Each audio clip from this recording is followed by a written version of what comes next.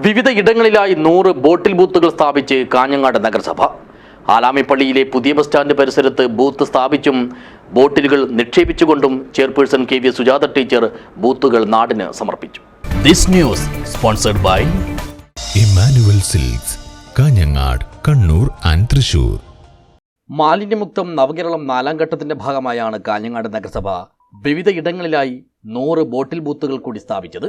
43 വാർഡുകളിലും പുതുതായി സ്ഥാപിക്കുന്ന ബൂത്തുകൾക്ക് പുറമെയാണ് പ്രധാന കേന്ദ്രങ്ങളിലും ബോട്ടിൽ ബൂത്തുകൾ സ്ഥാപിക്കുന്നത്.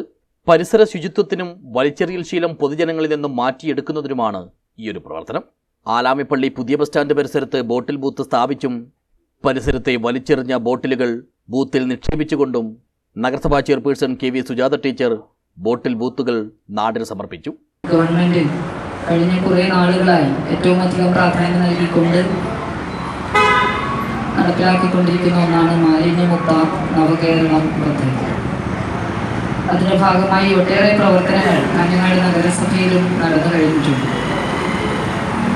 2024-25 വാർഷിക പദ്ധതിയിൽ ഉൾപ്പെടുത്തിക്കൊണ്ട് 100 ബോട്ടിൽ ബൂത്തുകളാണ് ഇതേ ലക്ഷ്യത്തോടു കൂടി കാഞ്ഞങ്ങാട് നഗരസഭ സ്ഥാപിക്കുന്നത്.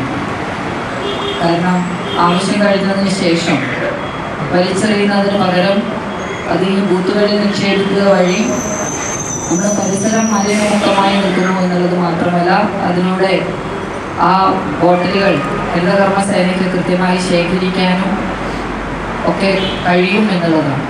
ചടങ്ങിൽ ആരോഗ്യ standing committee chairperson K V Saraswathi അധ്യക്ഷയായി. വൈസ് ചെയർമാൻ ബിൽറ്റെക് അബ്ദുള്ള, സ്ഥിരം സമിതി അധ്യക്ഷരായ K Latha, K Prabhavathi, K Aneeshan, P Ahammed Ali, കൗൺസിലർമാരായ പള്ളിക്കൈ രാധാകൃഷ്ണൻ, ടി ബാലകൃഷ്ണൻ, രവീന്ദ്രൻ പുതുക്കൈ, സി രവീന്ദ്രൻ എന്നിവർ സംസാരിച്ചു. Clean Kerala city manager Shine P Jose സ്വാഗതവും കെ ശ്രീലക്ഷ്മി നന്ദിയും പറഞ്ഞു. News bureau, Kanhangad.